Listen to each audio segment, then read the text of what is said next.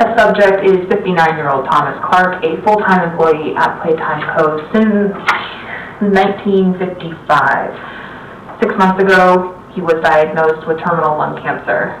Now, Mr. Clark, of sound mind, has volunteered for this experiment. We have eye movement. Can you hear us, Thomas? 1199 displayed much more disorientation than we expected. Subsequent mental testing metrics were also cut practically in half. It's just conjecture on my part, but I don't believe he knows where he is or what's happened to him. To make matters worse, the other experiments could tell 1199 was different.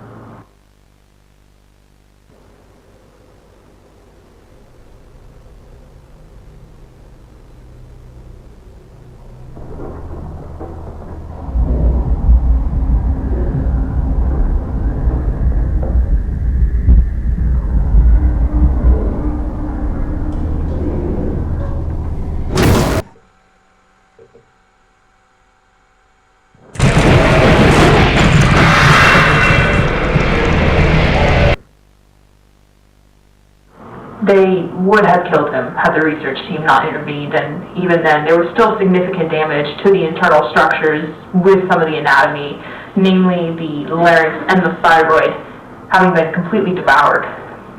It took 12 hours in surgery to stabilize 1199. We keep him separated from the others now.